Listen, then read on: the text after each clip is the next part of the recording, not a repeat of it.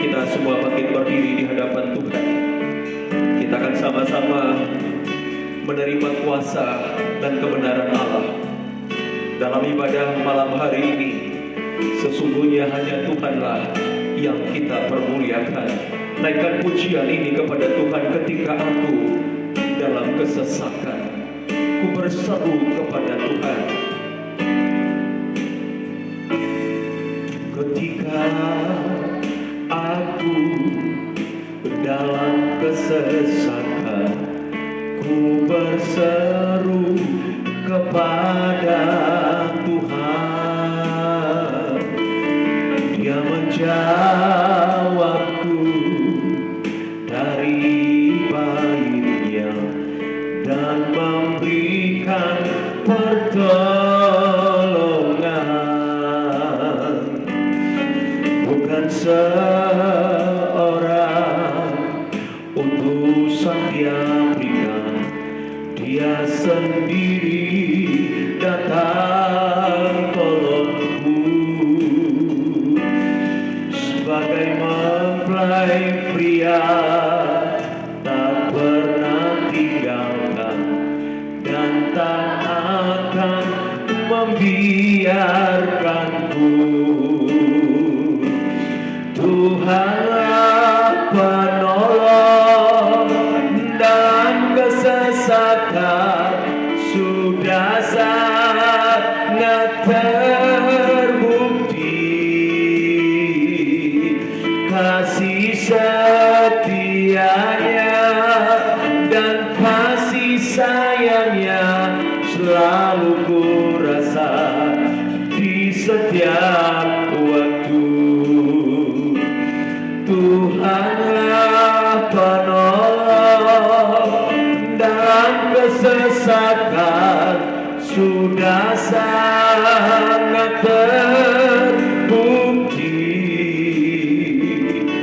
kasih setianya dan kasih sayangnya selalu ku rasa di setiap waktu.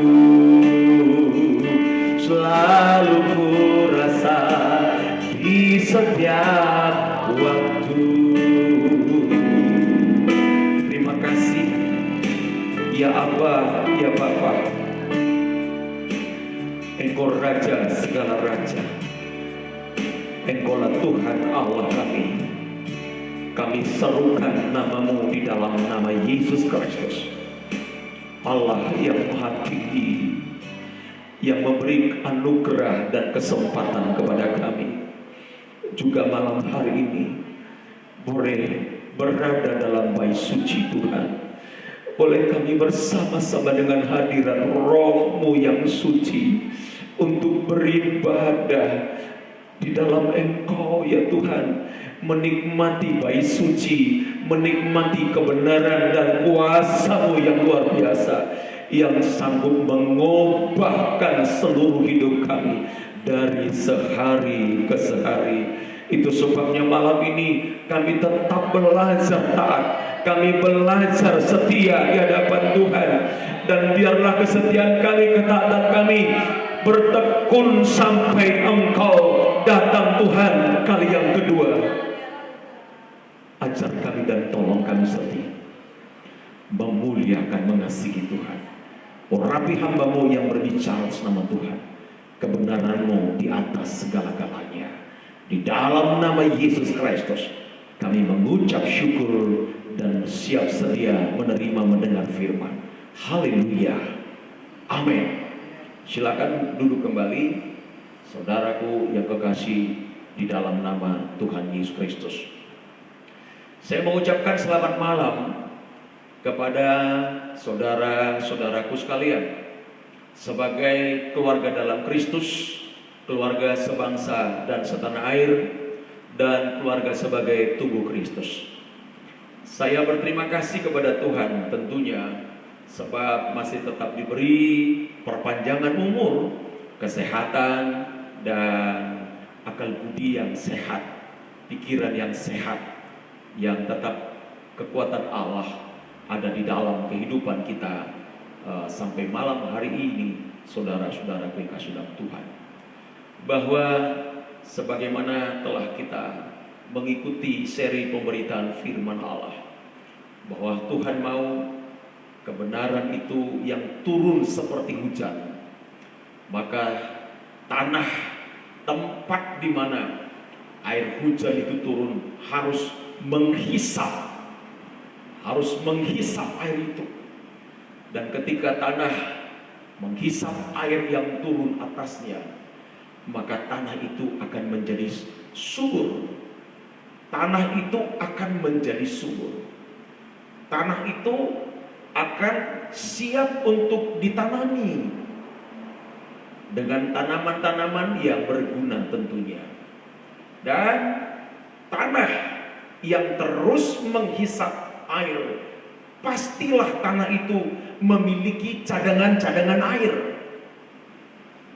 Ya. Dan karena terus memiliki cadangan air, tumbuh-tumbuhan yang tertanam di atasnya pun akan tumbuh dengan sehat dan segar, dan pada waktunya akan menghasilkan buah.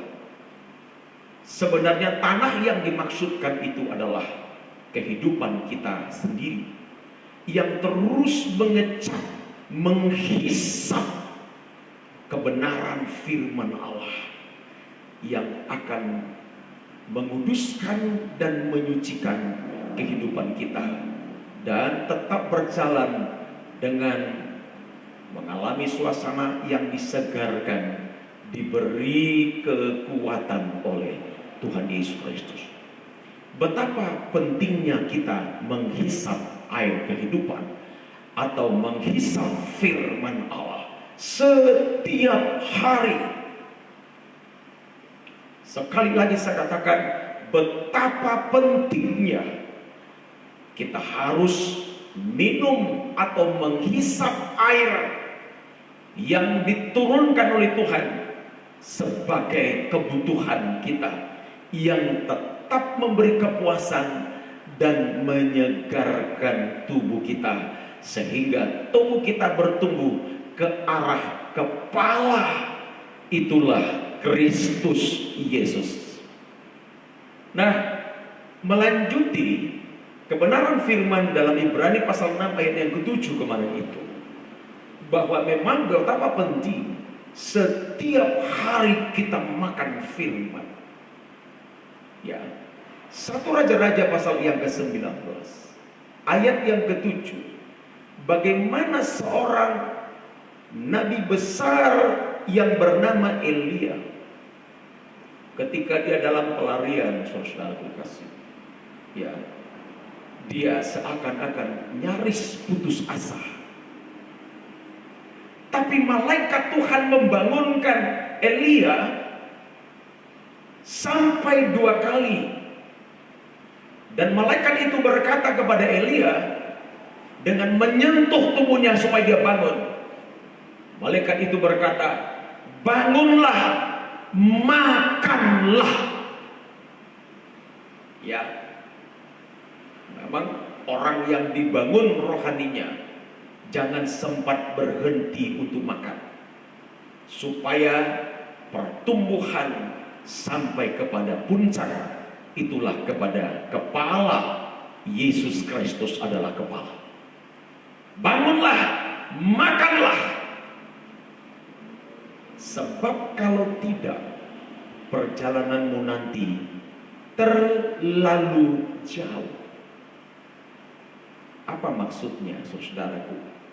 Kalau tidak makan, perjalanan itu terlalu jauh. Bukan terasa saja, tapi terlalu jauh. Dan ketika orang berjalan terlalu jauh, maka orang itu akan mengalami dehidrasi.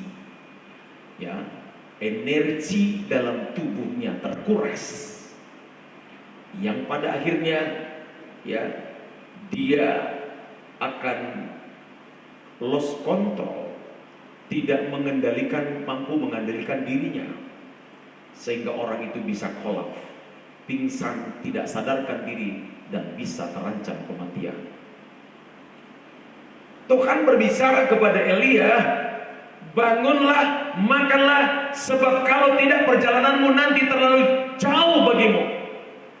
Perkataan yang sama juga sedang berbicara kepada saya, kepada kita sekalian ya. Memang kalau tidak makan firman setiap hari, seakan-akan penantian kedatangan Kristus kali yang kedua itu lama sekali. Lama. Dan orang bisa berpikir, khususnya orang Kristen berpikir, seakan-akan Tuhan itu apa benar sih dia mau datang?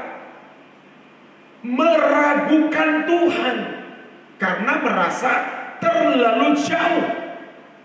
Dan kalau perjalanan ini kita anggap terlalu jauh dan tidak diimbangi dengan makan kebenaran firman Allah, inilah orang-orang yang bisa tertinggal di tengah jalan. Tertinggal di tengah jalan. Seperti bangsa Israel, mereka tertinggal di padang gurun. Waktu yang diberi Tuhan masih ada, kesempatan masih ada, tapi mereka harus tertinggal di padang gurun, dibinasakan oleh Tuhan. Kenapa? Kalau tidak makan firman Allah. Itu sebabnya Elia begitu mendengar perjalanan terasa akan jauh kalau tidak makan firman Allah, maka ayat 8 itu Elia langsung bangun. Begitu bangun, ia makan, ia minum, dan kekuatan dari makanan dan minuman itu, Elia berhasil berjalan 40 hari 40 malam, sampailah ia ke gunung Allah. Kekuatan dengan makan dan minum. Makan dan minum di sini tentunya bagi kita sekalian adalah berbicara makan akan roti sorga, makan akan firman Allah, dan minum dari air kehidupan yang digambarkan oleh Yohanes adalah berbicara tentang kuasa Roh Kudus. Makan dan minum. Hasilnya berhasil berjalan 40 hari dan 40 malam hingga sampai dia ke gunung Allah. Apa itu 40 hari 40 malam? Apa itu angka 40? Musa pernah berpuasa 40 hari 40 malam. Tuhan Yesus pernah berpuasa 40 hari 40 malam. Apa itu 40 hari atau angka 40? Saudara-saudara,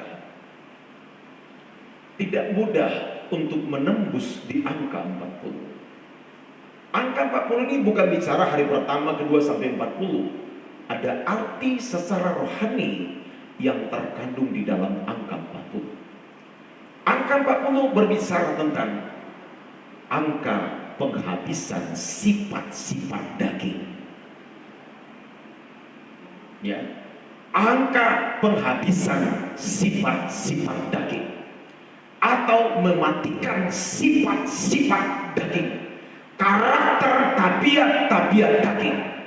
Itu angka 40. Saudara-saudara kasih, maka orang yang bisa menaklukkan dagingnya, menghancurkan karakter dan tabiat dagingnya, inilah yang bisa sampai kemana tadi? Ke gunung Allah. Ini yang bisa sampai ke gunung Allah. Haleluya. Dan di sini nama gunung Allah disebut Gunung Horeb. Apakah kita tahu apa itu arti Horeb? Horeb itu artinya terasing. Sekali lagi saya katakan, Horeb itu artinya terasing. Maka kalau datang ke gunung Tuhan, hidup kita memang terasing. Terasing bagi dunia. Terasing asing bagi orang-orang yang tidak bertobat. Wah, orang bisa heran melihat perubahan dalam diri kita. Ini apakah sok suci, apa benar suci nih orangnya? Dia tidak tahu bahwa kita sedang belajar mematikan kedagingan kita. Dan itu yang membawa kita sampai ke gunung Allah, ke gunung Horeb. Saudara tahu, gunung Horeb dan gunung Sinai adalah pegunungan yang berdekatan. Dan kita tahu gunung Sinai adalah tempat di mana Musa menerima hukum-hukum Allah. Ya. Gunung Horeb berbicara bagaimana hidup kita seperti diasingkan. Pengertian secara rohani terasing sama artinya suci atau kudus. Sebab orang suci memang harus terasing, berbeda, tidak boleh sama dengan dunia ini. Paulus katakan demikian kepada jemaat di Roma. Berubahlah oleh pembaruan budimu. Jadi harus terasing, harus tidak boleh sama, beda. Itulah gunung Allah. Disitulah tempat orang-orang yang berhasil melewati angka 40, angka pemusnahan karakter daging. Ini yang saya maksudkan dalam seri-seri khotbah yang saya sampaikan. Untuk kita masuk kepada perkembangan firman, bukan hanya makanan dasar. Kalau makanan dasar sama dengan seperti minum susu, di mana di sana diajarkan bahwa tentang kelahiran baru, percaya, bertobat, dibaptis penuh Roh Kudus, ya, kuasa mengusir setan, itu masih makanan susu. Tuhan katakan kita boleh lakukan itu, tapi harus masuk kepada perkembangan selanjutnya. Perkembangan selanjutnya adalah bagaimana proses sampai mematikan daging. Daging kita tidak dicara, daging kita harus dimatikan. Ayo, kan kita sudah sepakat dalam seri-seri khotbah sebelumnya bahwa kita percaya Yesus Kristus mau datang segera. Kalau kita percaya Yesus Kristus mau datang segera, maka berita ini bukanlah berita asing dalam hidup kita. Ini justru harus kita cari, ini yang harus kita kejar. Sebab Yohanes pasal yang ke-6 ayat yang ke-27. Yohanes pasal yang ke-6 ayat 27. Yesus sendiri berbicara, saudara. Bekerjalah untuk makanan yang bertahan sampai kepada hidup yang kekal yang diberikan Anak Manusia kepada kamu. Jadi aktivitas kita, pekerjaan kita, semua harus berkaitan langsung dengan Tuhan. Maka yang berbisnis, berbisnislah dalam kejujuran. Orang yang punya usaha, berusahalah dengan kejujuran. Menjual maupun membeli sesuatu harus lakukan dalam kejujuran. Ini baru anak Tuhan. Ini namanya bekerja untuk makanan yang bertahan sampai kepada hidup yang kekal. Makanan apa itu? Bukankah ini berbicara kebenaran? Yesus berkata, makananku ialah melakukan segala pekerjaan dan menyelesaikannya. Makanan kita adalah roti sorga, itulah firman Allah. Ini akan membawa kita ke dalam seluruh rencana Allah. Paulus berkata, kemana kami akan pergi? Perkataanmu adalah perkataan yang hidup dan yang kekal.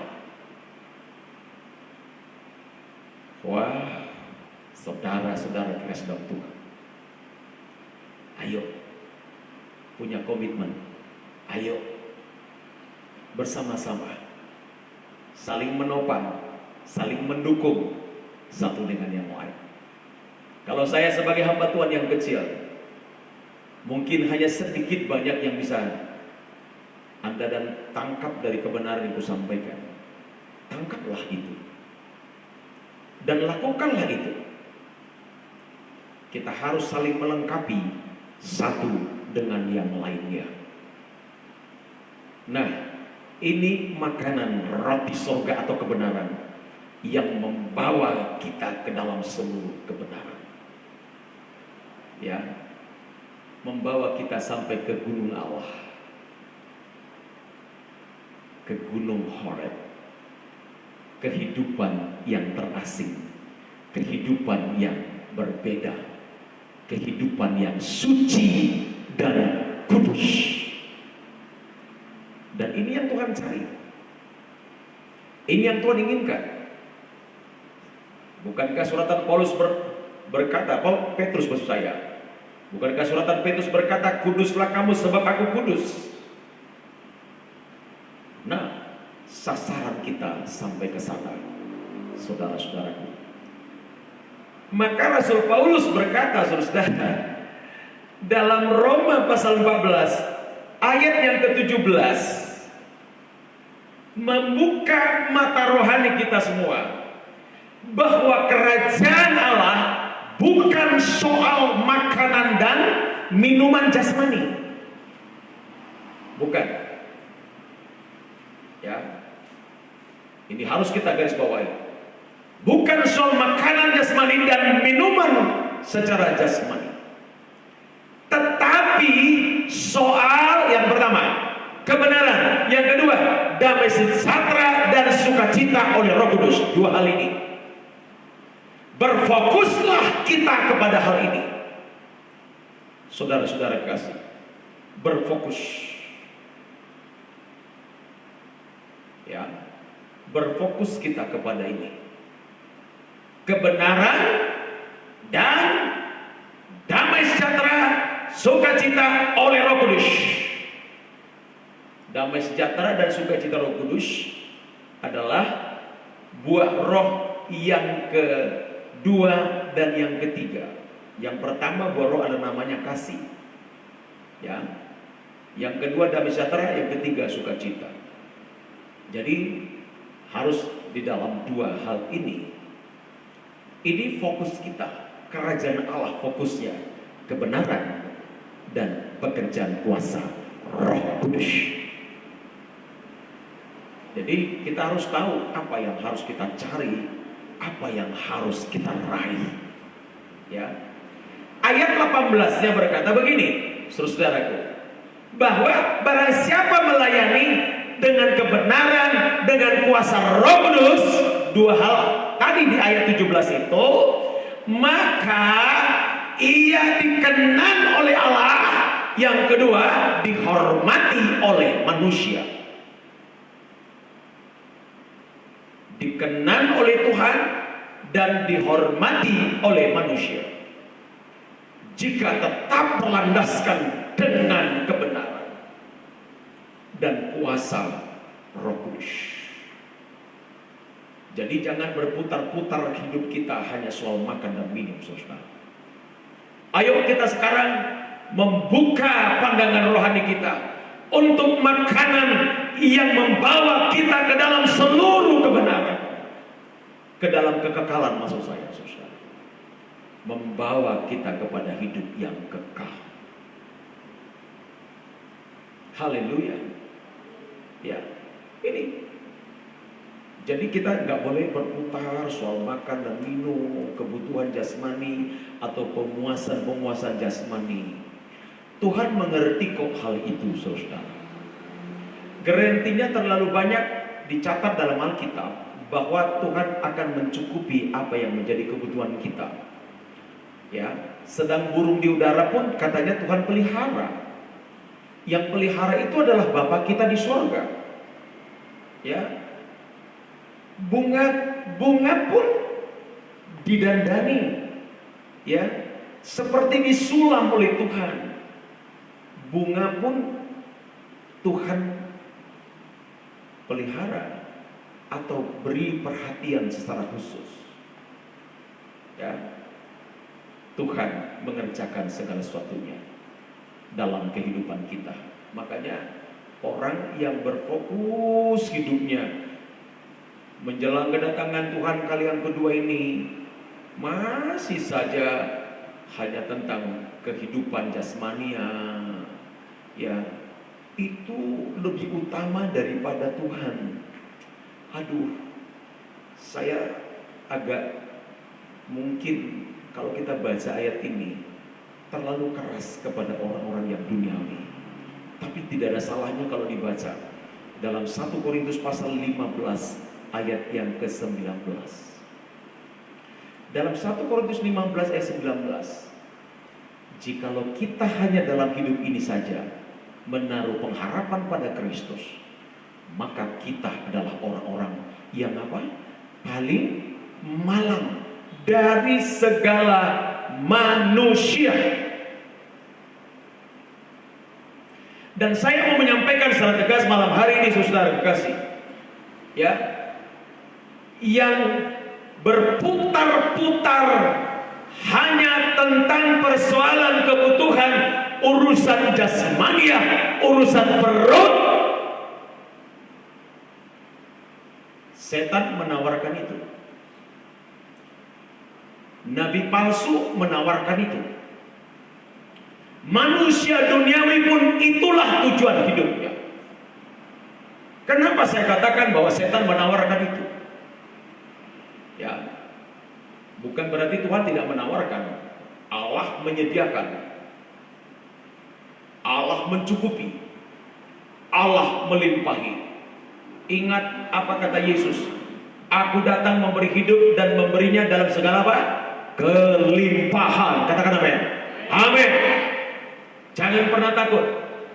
Tapi setan memfokuskan seluruh pelayanannya dan segala tujuannya adalah hanya berkisaran tentang jasmani, hal-hal yang berkaitan dengan kepuasan diri. Jangankan kepada kita, kepada Yesus dia bilang begini, perintahkanlah supaya batu-batu ini menjadi apa? Roti.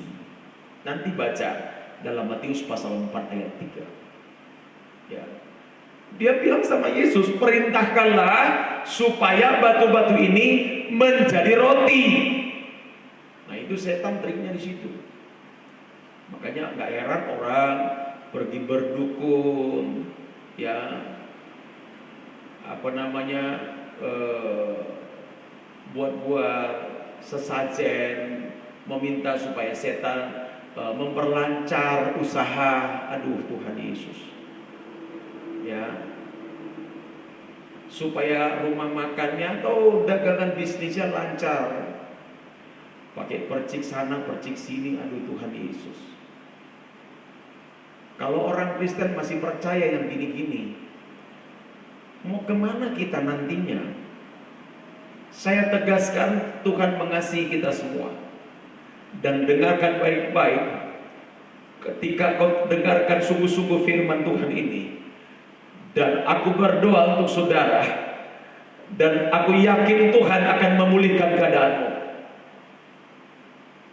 Ya, Tuhan akan memulihkan keadaanmu.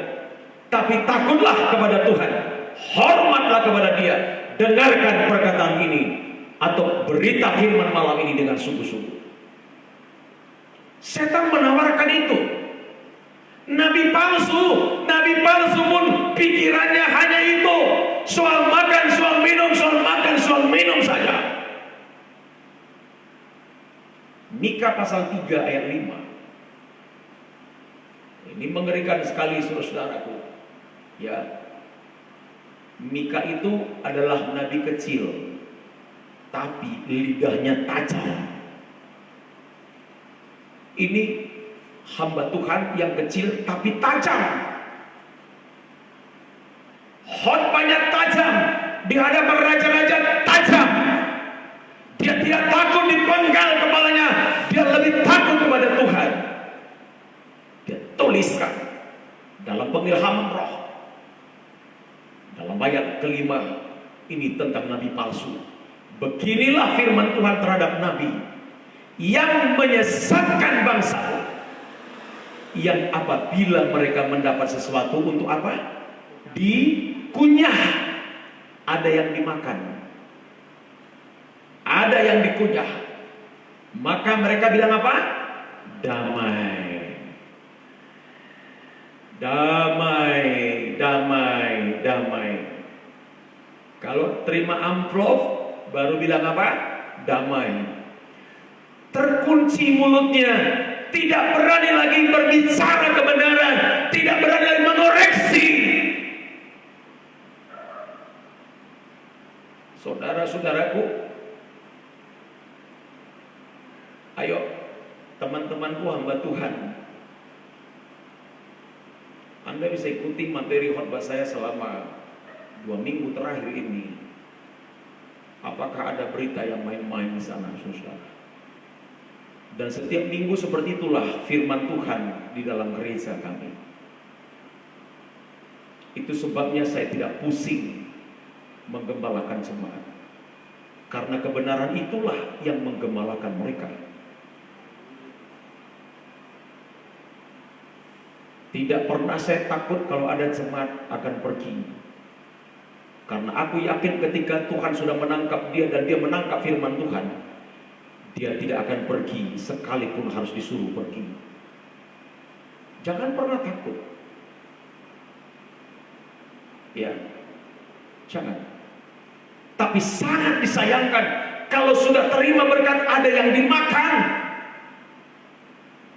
Dari situ gambarannya bahwa tujuannya nabi palsu itu hanya soal makan dan minum, padahal kerajaan sorga berbicara soal kebenaran, tentang kuasa hadirnya roh Allah.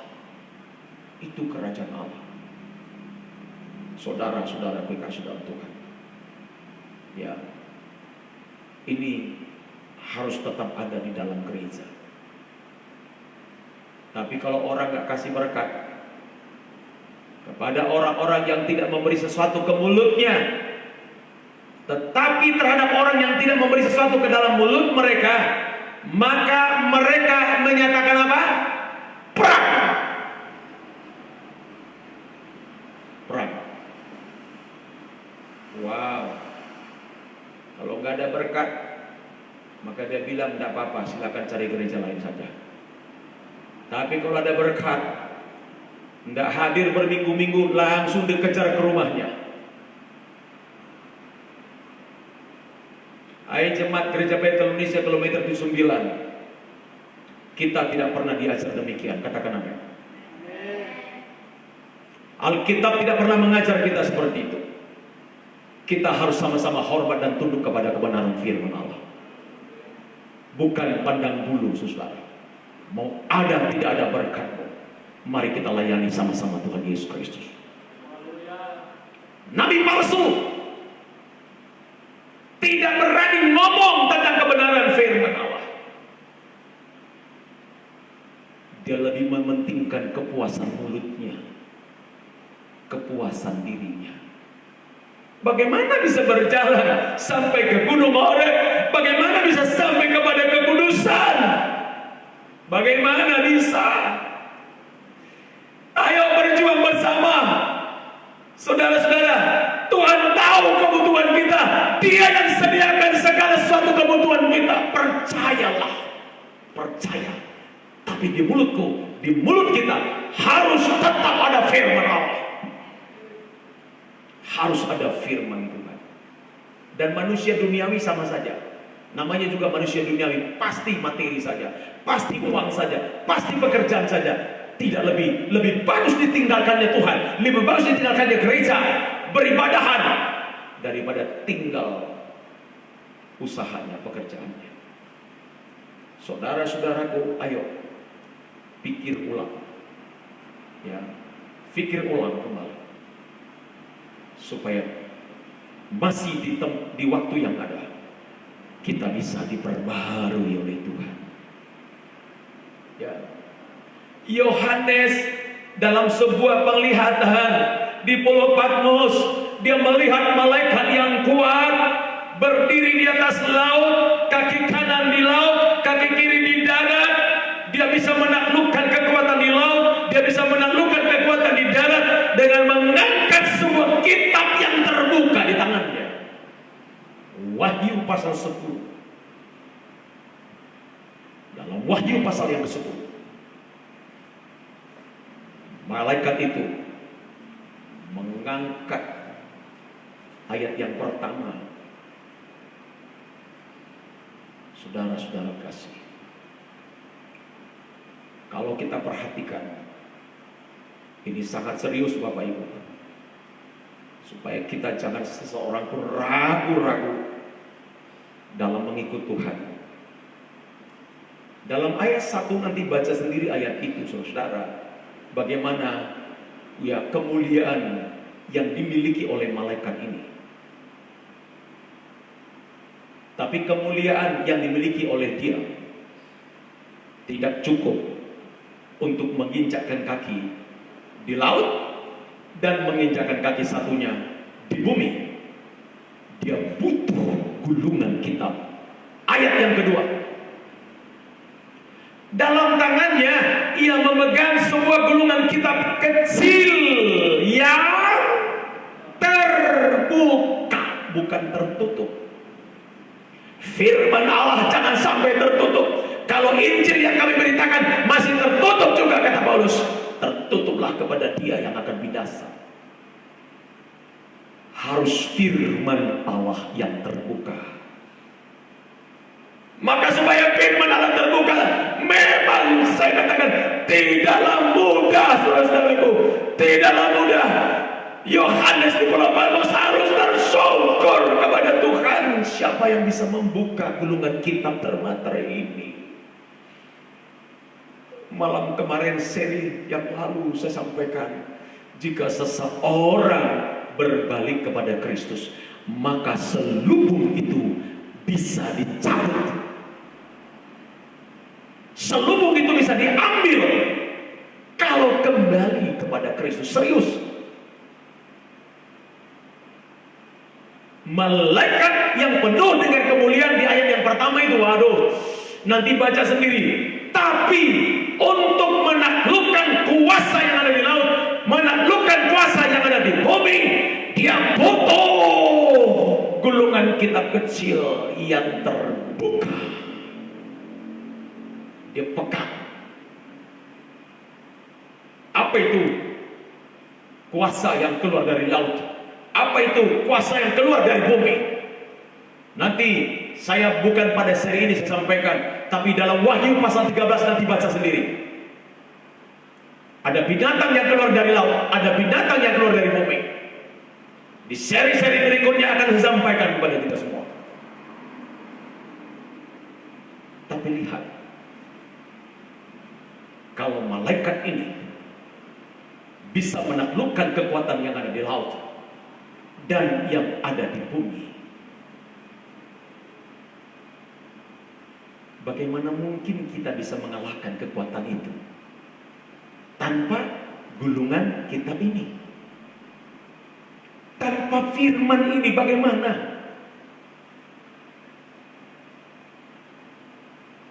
Ya, bagaimana kita bisa mengalahkan?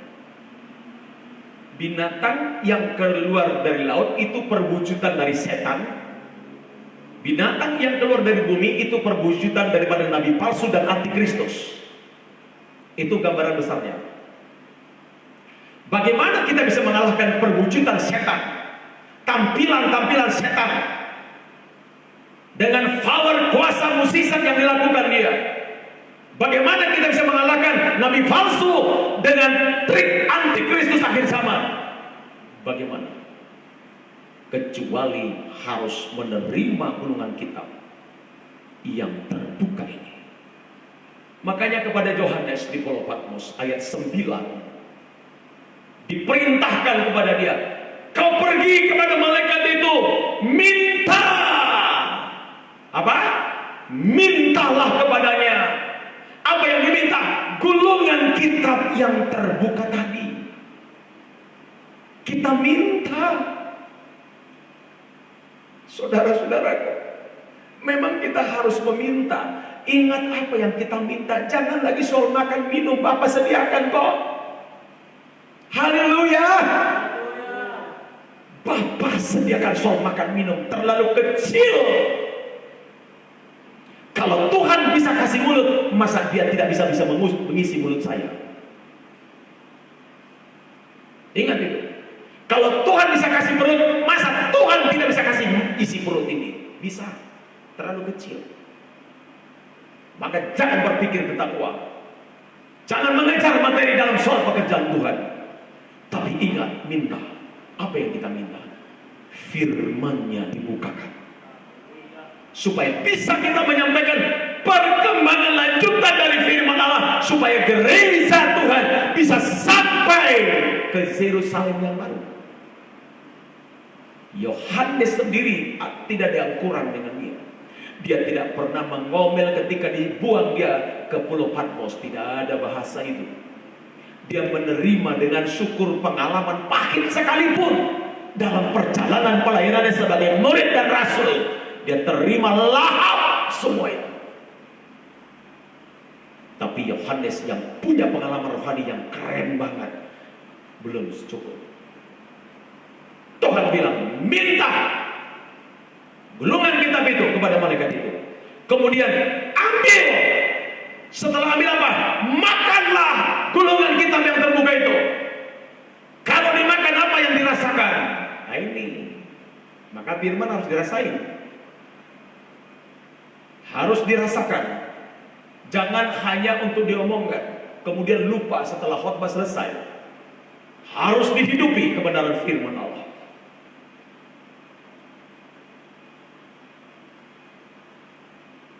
Apa yang dirasakan kalau dimakan?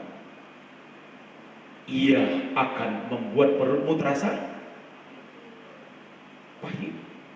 Tetapi di dalam mulutmu ia akan terasa manis seperti madu. Wow. Pilih mana? Orang cenderung pasti pilih tuh kan. Kalau bisa milih, aku pilih yang manis seperti madu saja Pak. Kalau Tuhan bilang yang pahit gimana? Nanti dululah. Tapi kebenaran sekali kau makan, kedua-duanya harus dirasakan. Ayat yang ke-10-nya, kedua-duanya dirasakan. Lalu aku mengambil kitab itu dari tangan malaikat itu dan memakannya. Di dalam mulutku ia terasa manis seperti madu. Tetapi sesudah aku memakannya, perutku menjadi pahit rasanya.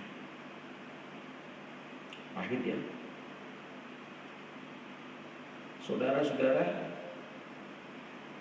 apa arti manis dan pahit? Dan kedua-duanya nggak bisa dipisah. Nggak bisa dipisah. Alkitabmu berisi tentang hukum Allah dan konsekuensinya. Jadi Alkitab di tangan kita itu, di situ berbicara hukum Allah dan konsekuensinya. Konsekuensinya bisa berakhir manis, bisa berakhir pahit. Ini hukumnya Tuhan. Ya. Saudara-saudaraku, kalau mungkin dibuat pilihan, pasti pilih yang manis. Tidak mau yang pahit. Tidak enak, orang bisa muntah kalau yang pahit. Sekali lagi saya katakan, sekali makan firman, keduanya harus bisa dirasa. Maka sebelum pahit yang besar menghantam hidup orang-orang yang tertinggal ketika dia tidak terangkat ketika Yesus datang kali kedua, atau yang masuk kepada zaman antikristus, ayo berjuang di angka 40 yang saya sebut tadi. Matikanlah dalam dirimu segala sesuatu yang duniawi. Matikan. Itulah yang pahit. Kalau menerima berkat, menerima mukjizat, pertolongan Tuhan, lawatan Tuhan, kuasa Tuhan, kehadiran Tuhan, itu manis. Ya. Tapi ketika itu butuh perjuangan. Tapi lebih bagus sekarang dimatikan segala tabiat-tabiat daging kita daripada nanti merasakan pahitnya sengsara yang mengerikan. Itu. Maka ayo secepatnya minta gulungan kitab itu. Kita minta gulungan kitab itu. Yehezkiel pasal yang kedua, ayat yang ke-9 dan ayat 10, bahwa kitab itu ditulisi timbal balik. Dan isinya adalah yang manis, isinya juga ada yang pahit. Nanti boleh dibaca dalam Yehezkiel pasal 2 ayat 9 dan 10. Ya, gulungan kitab itu. Di ayat 10-nya bahwa gulungan itu ditulisi timbal balik, ada tertulis sana tentang nyanyian-nyanyian, ada ratapan, ada keluh kesah, ada rintihan. Ini harus dimakan sekarang sebelum terjadi rintihan, ratapan, keluh kesah, keretakan gigi dalam penghakiman Tuhan. Maka saudara-saudaraku yang kasih dalam Tuhan Yesus Kristus, mari membiasakan untuk makan firman setiap hari. Ketika makan firman Tuhan setiap hari, kita merasakan apapun yang diberitakan, apapun yang disampaikan, itu enjoy saja. Kita bilang sama Tuhan, Tuhan terima kasih, kau tusuki saya. Waduh, senang dong ditusuk. Itu berarti pedang Allah sedang diarahkan kepada kita. Untuk apa? Disucikan hidup kita. Haleluya. Maka mari belajar seperti Yeremia pasal 15 ayat 16 ini. Apa kata firman Tuhan dalam Yeremia pasal 15 ayat yang ke-16? Apabila aku bertemu dengan perkataan-perkataanmu. Saya ulang. Apabila aku bertemu dengan perkataan-perkataanmu, maka aku apa? Menikmatinya. Nikmati saja, saudara. Firman-Mu itu menjadi apa? Kegirangan bagiku dan menjadi kesukaan hatiku. Nih kalau ketemu firman loh. Ya, saya setiap hari baca Alkitab, setiap hari renungkan firman Tuhan. Ketika ada hal-hal yang baru yang kutemukan dari firman Allah, girangnya luar biasa, ya, senangnya luar biasa. Dan itu sebuah materi, bukan satu kali khotbah, berkali-kali khotbah, ya, sehingga tidak pernah kering untuk khotbah. Sampaikan firman Tuhan. Kenapa? Ketika ketemu dengan firman, dibukakan seperti kitab yang terbuka. Nih, girang nih, senang nih. Kesukaannya bertambah-tambah terus. Haleluya. Ya. Indah sekali. Saudara-saudara. Ya. Dan pasti menciptakan sesuatu yang baru dalam hidup kita. Saudara, biarkan Tuhan terus mengoreksi saya, mengoreksi kita semua, karena disitulah membuktikan Tuhan mencintai kita semuanya. Amin. Kalau tidak ada koreksi dalam firman Tuhan, kita bingung, apa Tuhan sayang nggak sama saya nih? Ya, masa anak kita udah menyimpang dari jalannya, kita biarin, keren kali kau bisa menyimpang ya? Mana ada itu? Ya. Atau kemudian orang tua bilang begini, ya, nah, tolong ulangi penyimpanganmu besok lagi. Nggak ada kan? Apalagi Bapak yang di sorga, jangankan perbuatan, di dalam hati pun Dia tahu apa yang kita lakukan dan pikirkan. Bersyukurlah kepada Tuhan, saudara, dan berbaliklah dengan segenap hati kepada Dia. Ya, sangat menarik. Tuhan itu menarik. Kebenaran itu sangat menarik. Dan ketika Dia koreksi, persislah Ia menggenapi. Barang siapa kukasihi, ia akan kutegur dan kuhajar. Begitu ya. Jadi siapa yang ditegur dan dihajarnya? Anak yang dikasihi. Dengan cara bagaimana dia menghajar? Dengan kekuatan firman-Nya, perkataan-perkataan. Tapi orang-orang yang menerima mukjizat Allah, murid-murid yang tidak tergolong dari murid-murid yang 12, di luar itu pengikut-pengikut Yesus yang diberi makan dengan 5 roti dan 2 ikan. Mereka cari Yesus kemana-mana, cari Yesus sampai ketemu. Begitu ketemu di seberang, mereka bilang sama Yesus, ya, bagaimana engkau bisa sampai kemari, Guru? Kami sudah mencarimu kemana-mana. Yesus bilang apa sama dia, sama mereka? Kalian mencari aku bukan karena perkataan yang kukatakan kepada kamu, tapi karena kamu kenyang dengan roti itu kan? Bah, langsung mereka bilang, perkataan ini keras, perkataan ini keras. Maka muncullah 666. Setelah mereka berkata, ya perkataan ini keras, perkataan ini keras, muncullah 666 orang yang menganggap firman Tuhan keras karena memang dikoreksi hidupnya dan tidak siap dikoreksi hidupnya. Dalam dirinya ada angka 666 atau 666. Baca Yohanes 6 ayat 66. 666. Dalam Yohanes 6 ayat 66, 666 ayat itu berkata, orang-orang mundur. Kenapa mereka mundur? Karena tidak mau diperbaiki hidupnya.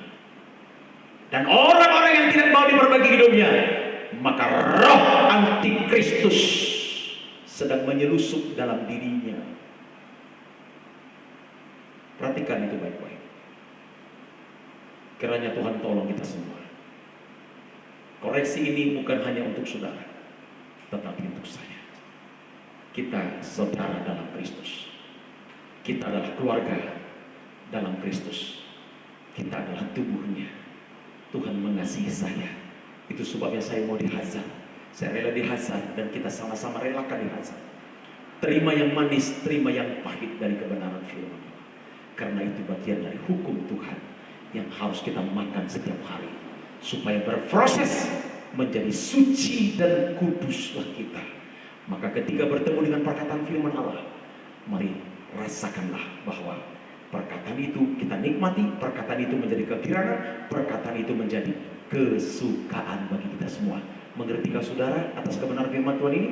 Dan biarkan kebenaran ini memberkati kita semua. Saya Pendeta Ebenezer Sedolahi, Gembala Sidang Gereja Bethel Indonesia, kilometer 79 Kandis, Provinsi Riau. Kiranya Tuhan Yesus memberkati kita semua. Mari kita bangkit berdiri, kita akan berdoa kepada Tuhan. Ya Aba, ya Bapa, kami membutuhkan kebenaran firman ini. Kami mau bertemu dengan perkataan-Mu setiap waktu dan setiap saat. Dan kami sebagai orang tua harus mengajarkan kepada anak-anak kami. Ketika mereka duduk, ketika mereka berjalan, ketika sedang beraktivitas, supaya kami semua belajar soal kasih mengasihi Tuhan. Ini kebenaran di akhir zaman yang perlu untuk kami terima sebagai bagian kelengkapan rohani dalam hidup kami, supaya hidup kami semakin disucikan, dikuduskan oleh Tuhan. Bapa, mohon belas kasih ketika pedang firman-Mu menusuk kami. Kami menikmati kuasa firman yang menyucikan, sebab kami dilepaskan dari tabiat lama, masuk kepada tabiatnya Tuhan. Sifat-sifat ilahi Allah ada di dalam kami. Tuhan, biar kami terima kitab yang terbuka, kami makan bersama-sama, dan kami minum bersama-sama. Biarkan dia manis atau sekalipun pahit, kami harus makan, dan itu membawa kami kepada kehidupan yang sesungguhnya. Tuhan, menjawab kami semua. Seluruh sidang jemaat Tuhan di Penggembala ini, saudara-saudara kami yang mengikuti live streaming ini, dimanapun berada, hamba-Mu mengangkat tangan. Tuhan Yesus turun tangan, jagalah, peliharalah, cukupkanlah, limpahi dan berkatilah mereka. Sakitnya Engkau jamah dan sembuhkan dalam nama Yesus Kristus. Oleh bilur-bilur-Mu, maka siapapun yang sakit, yang mendengarkan berita firman ini, jamahan-Mu terjadi, kuasa-Mu turun, sembuhlah dalam nama Yesus Kristus. Beri harapan baru, kekuatan dari Tuhan, penghiburan yang dari sorga, semakin mendewasakan kami dalam Kristus. Mari kita berdoa untuk bangsa dan negara kita. Kami berdoa untuk negeri tercinta kami, Indonesia. Bapak, negeri kami yang berjuang, negeri kami yang sedang bergumul menghadapi segala bencana yang menimpa dunia, termasuk negara kami. Jangan pernah biarkan kami, Tuhan.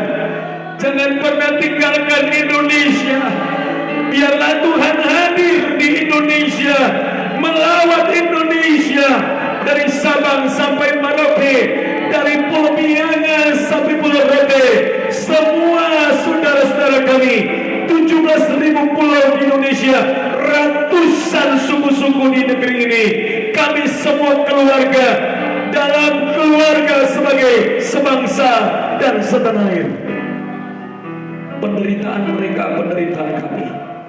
Kesusahan mereka, kesusahan kami. Kami yang diberi kesehatan oleh Tuhan, kami bergumul buat saudara-saudara kami. 6.000 lebih yang terinfeksi virus corona, yang juga Tuhan ada keluarga-keluarga yang telah meninggal, dan keluarga ini semua kami doakan bersama. Bapa, tolong sembuhkan mereka. Bapa, tolong hibur mereka yang ditinggalkan. Bapak Presiden kami Joko Widodo, Wakil Presiden, para menteri, semua gubernur, semua bupati, wali kota, semua camat, lurah, kepala desa, RT/RW, pemerintahan dari pusat sampai daerah, kami mengangkat tangan, kami berseru kepada Tuhan. Engkaulah perlindungan bagi mereka, Engkau yang memberikan kekuatan bagi mereka. Mereka bekerja siang dan malam tanpa memusingkan dirinya, tapi Kau tahu berkat-Mu ada pada mereka, Tuhan. Mereka adalah hamba di hadapan-Mu. Mereka melakukan apa yang seharusnya mereka lakukan, tapi biarlah Tuhan membalaskan bagi mereka apa yang menjadi upah jerih lelah mereka untuk bangsa dan negara kami.